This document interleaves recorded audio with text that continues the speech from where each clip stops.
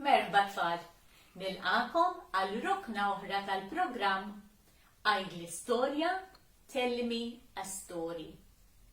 Illum għandi leġenda Maltija għalikom.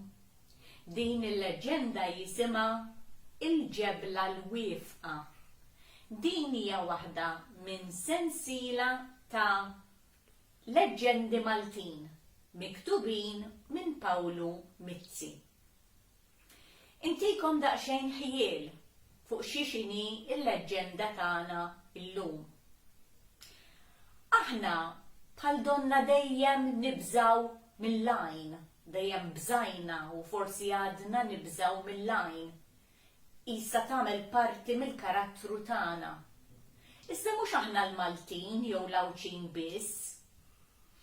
Jidher li pajjiżi madwar il-Mediterran ukoll jibżaw ħafna mill-lajn, bħal Sqallija, Spanja, il-Greċja. Ġieli naraw xi nies li jkollhom xi domina ma' onqhom, mhux dejjem jilbsuha b'xi devozzjoni, ġieli jilbsuha biex jbedu minnhom lajn. U fid-djar tagħna ġieli nixalu xi xema jew tnejn quddiem xi ġbija biex tbiet minna xi għajn ħażina.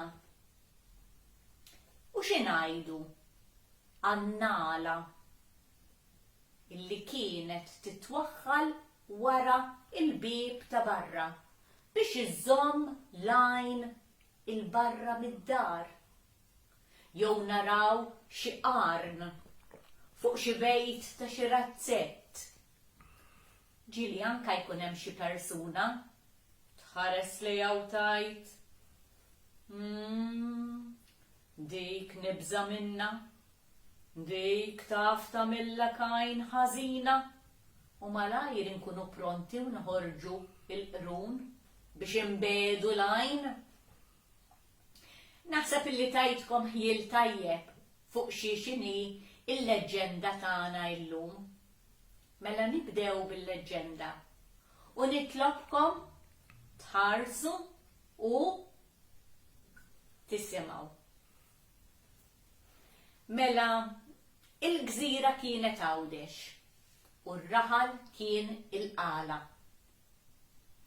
L-art kienet għammiela, ix-xari wiesa ta' xlokk, kien jagħmel siġar ta' kull tip, siġar tat-tin, tal-ħarrub, taż-żebbuġ, xajr, qamħ, kien jikber minn kollox.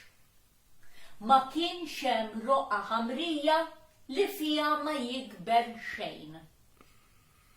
Fil-qala kien hemm waħda mara mola hawn. Fil-fatt kienu jsejħula l-ġganta. Magħha kien ikun hemm xwejjaħ, raġel qaref, kellu werf liema bħalu. Dejjem jimxu, jduru u jħufu flimkien madwar il-qala u dik ir-raba u jitpaxxew bil-ġmiel tan-natura. Iżda darba waħda l-ġganta qalet lix-xieħ bħal donnu minix inħossni tajba, qisu hawn xi għajn ħażina. Ħażin alla xwejjaħ, jajjen min jajr, jekk qed taħseb li hawn xi ħadd qed jgħir għalik, aħjar inġibu il-ġebla tar-risq, il-ġebla l-wieqfa. Il-ġebla tar-risq kienet tinsab ta' ċenċ. Kella raġun l-ġganta, madamx wisq ma ġie lajb dik ix-xita.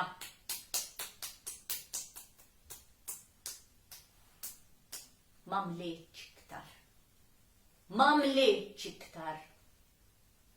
Il-wiċċ tar-raba imtmess u kollox marat u miet. kien hemm inkwiet. Kien hemm inkwiet għax in-nies ridet tiekol. Imma x'ġara. U xwejjaħ ta' għaref li ju reġgħu issihom u qallhom il-ġebla tar-risq. Għandna bżonn ninġibu il-ġebla tar-risq. L-ġganta ma ħasbitix darbtejn. Immur għalija jien. U imxiet mill-qala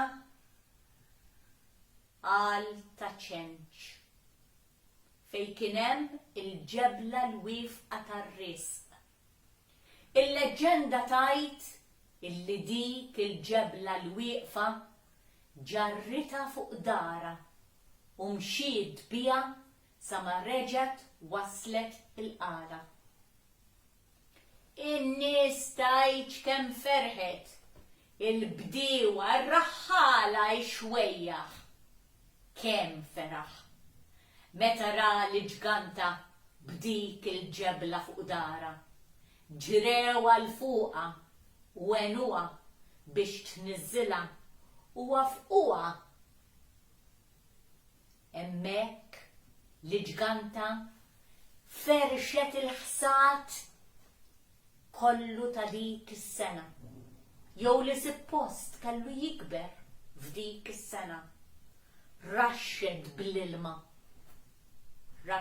bl-ilma id-dawra kollha.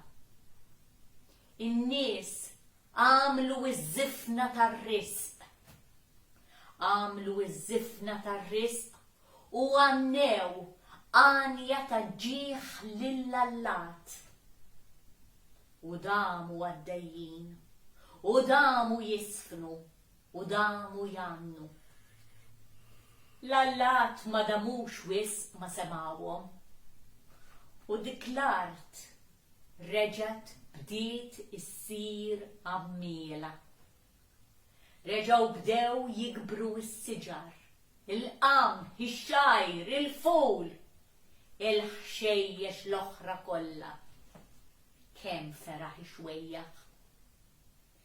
L-Allat isettqulkom l-art bil-barka kollha.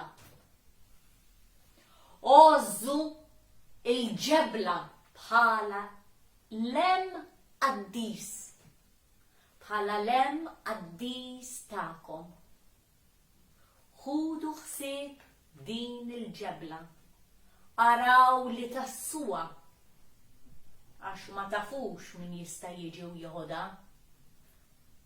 L-ġganta mingħajr ma ħasbitha darbtejn reġgħet qalet nassisa jien. U hekk għamlet. Telat fuq il-ġebla. Poġġiet fuq il-quċċata tagħha. U bil-ħorġ mimli fuq il-niexef għadet bil-qiegħda hemm tfeżdaq fulu wara fulu u tasses u tħares lejn l-art, tħares lejn dak il-ġid kollu li kien qiegħed jikber u fuq kollox tasses il-ġebla. Iżda darba ġrat xi ħaġa tas-sew tan-niket. In-nies ħarġu kmieni filgħodu.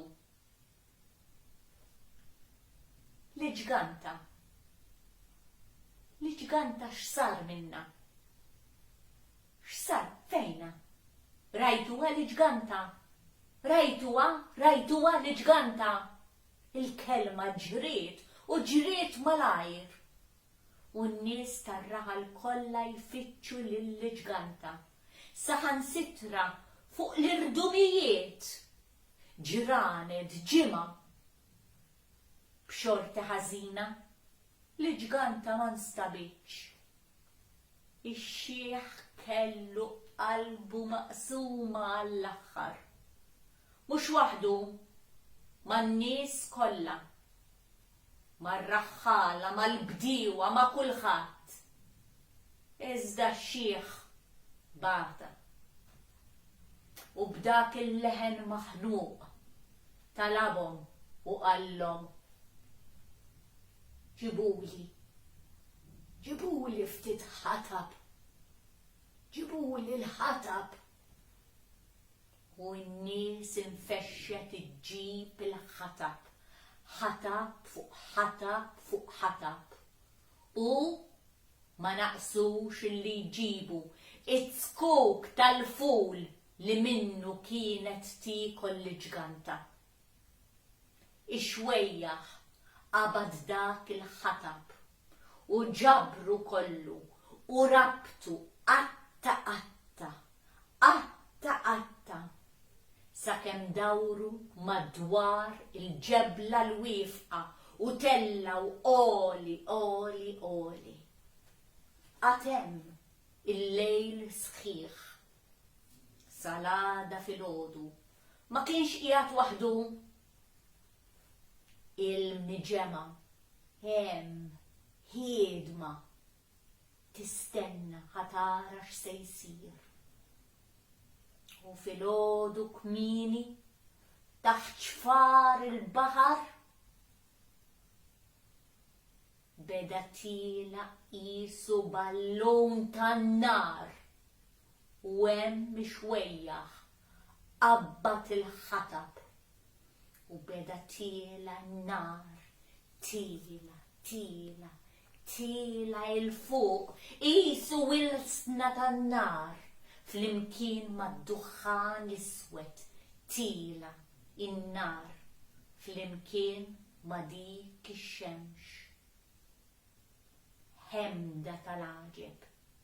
In-nies stennit u semet li x-xieħ jitlob u talbet miegħu lill-Spiritu Qaddis. Spiritu Qaddis ta' din l-għalqa miela. Aħna inqimuk. La twarrabx minna ħarstek kienet tajt it-talba. Ħarstek ħanina. Imla l-art bil-ġid u slim bla tmiem. U baqgħu jitolbu sa man-nar beda nieżel sa ma ntemm u baqa' ftit duħħan. Il-ġebla kienet wiefqa sultana u baqgħet wiefqa sultana. L-art saħħarija ta' ġmiel bla tmiem. In-nies kienu ċerti illi l-ġganta kienet saret l-Spiritu Assis u kienet tasses minn fuq. Qatt ma ntmess wiċċ l-art, qatt ma marat xejn. Kien hemm biss ġid, barka, ikel, frott. Ma kien jonqos xejn. Iva, tassew li jekk kienu jemnu li ġganta kienet l-Spiritu Assis. Imma llum għada hemm li ġganta Spiritu Assis fuq il-qala. Ejja nemmnu li għada.